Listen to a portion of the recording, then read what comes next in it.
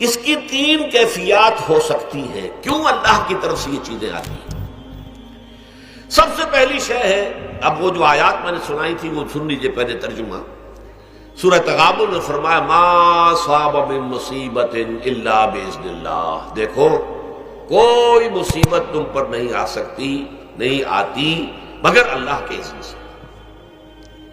ومن یؤمن باللہ، اور جو شخص اللہ پر ایمان رکھتا ہو یہدی قلبہ، اللہ اس کے دل کو ہدایت دے دیتا ہے، اس کے دل کو سکون عطا کر دیتا ہے. وہ راضی برضائے رب ہو جاتا ہے، اس میں شکوہ نہیں رہتا، اس میں شکایت نہیں ہوتی، اس میں تلخی نہیں ہوتی. کیوں ہو گیا، کیسے ہو گیا، کیوں ہو گیا، نہیں ہونا چاہیے، نہیں دیتے. یہ سارا جو پیچ آدمی کھاتا رہتا ہے نا اندر ہی اندر، وہ جو پیچ کھا رہا ہے، یہ سب پیچ سے نجات نہیں گئی.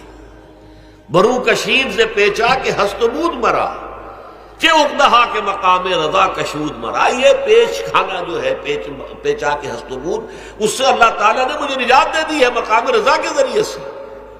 کتنے بڑے بڑے عقدے میرے حل ہو گئے اس مقام رضا سے. کہ اقدہا کہ مقام رضا کشود میرا، میرے تو بہت سے عقدے اس سے حل ہو گئے. اس حوالے سے ایک موٹی بات تو یہ ہو گئی، لیکن اب اس کو تین حصوں میں تقسیم کیجیے. پہلی بات یہ کہ یہ اللہ کی طرف سے آزمائش کے طور پر آتی ہے. آزمائش، میرا بندہ اس پر صبر کرتا ہے یا نہیں، یا میرے خلاف بکواس کرنے پر آمادہ ہو جاتا ہے. اللہ تو ایسا ہے، اللہ نے تو ہم پر کبھی کرم کیا ہی نہیں ہے، اللہ تو ظالم، معاذ اللہ معاذ اللہ معاذ اللہ. کہیں ایسا تو نہیں، میرا بندہ جو ہے تکلیف کو جھیلتا ہے میری وجہ سے، یہ سمجھ کے کہ اللہ کی طرف سے آئی. یہ سب جو ہے یہ بہت بڑی کامیابی ہے اگر انسان کو حاصل ہو جائے. اور اس صبر کے نتیجے میں دو اور باتیں پیدا ہوتی ہیں. یہ مضامین علیحدہ علیحدہ دروس کے اندر آتے رہے ہیں، لیکن آج ایک نئے عنوان کے تحت جمع ہو کر آ رہے ہیں. پہلی بات یہ ہوتی ہے کہ یہ امتحان کا نتیجہ کیا نکلتا ہے کہ آپ نے ایک امتحان پاس کیا تو آپ کے اگلے درجے میں ترقی ہو جاتی ہے. 5ویں کا امتحان پاس کر لیا نا تو 6ٹھی میں جائیں گے. اب 6ٹھی کا امتحان پاس کریں گے تو 7ویں میں جائیں گے. 7ویں کا پاس کریں گے تو 8ویں میں. درجہ بدرجہ انسان کی دینی، ایمانی اور روحانی ترقی کا ذریعہ یہ آزمائش میں. جتنا اس میں صبر ہوگا، جتنا اس میں تسلیم و رضا جو ہے آپ حاصل کرتے جائیں گے تو آپ کے درجے بلند ہوتے چلے جائیں گے. آپ کا امتحان کڑے سے کڑا آئے گا، بڑے سے بڑا آئے گا، مشکل سے مشکل تر آئے گا. ایک وقت میں ایم اے کا امتحان بھی آپ کو دینا ہوگا. ایک وقت ہو سکتا ہے پی ایچ ڈی کے لیے تھیسس آپ لکھیں، پھر اس کے اوپر جو ہے ٹیم بیٹھی ہوئی اور آپ سے وہ بحث کرے، جرا کرے آپ سے، وہ بھی کرنا ہوگا. لیکن یہ کہ اگر پرائمری ہی میں فیل ہو گئے تو اس کا سوال ہی پیدا نہیں ہوتا کہ کبھی آپ ایم اے کا یا پی ایچ ڈی کا تھیسس بھی لکھیں. اور اسی کو دوسرے انداز میں کہا گیا ہے قرآن مجید میں وَلِيُبْلِيَ الْمُؤْمِنِينَ مِنْهُ بَلَاءً حَسَنًا. اصل میں ابلا کہتے ہیں، بلا یبلو جو ہے عربی زبان میں آتا ہے آزمانا. خلق الموت والحیات لیبلوکم ایکم احسن عملا. یہی معنی ابتلا کے میں، ابتلا یبتلی آزمانا.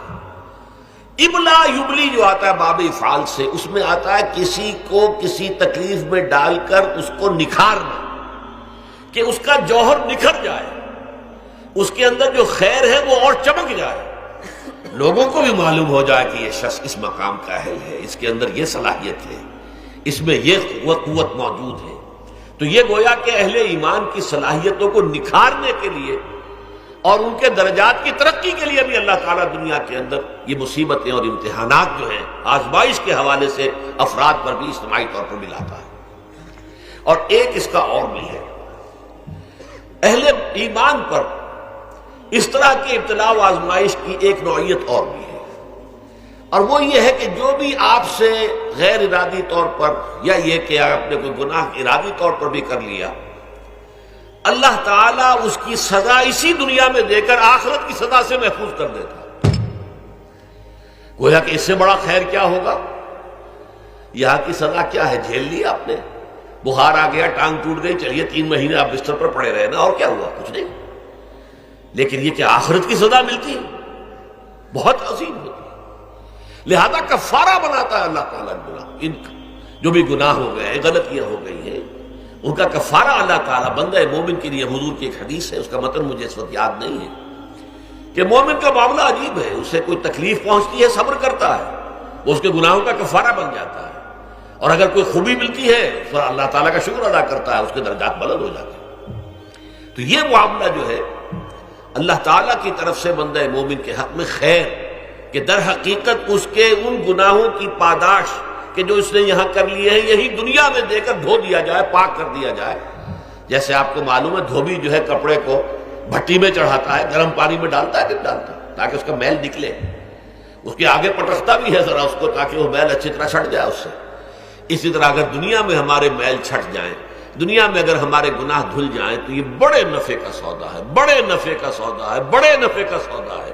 اس اعتبار سے آپ غور کیجئے کہ اگر یہ حقائق ہمارے سامنے رہے تو کیا کوئی تکلیف دنیا کی ہمیں بھاری محسوس ہوگی؟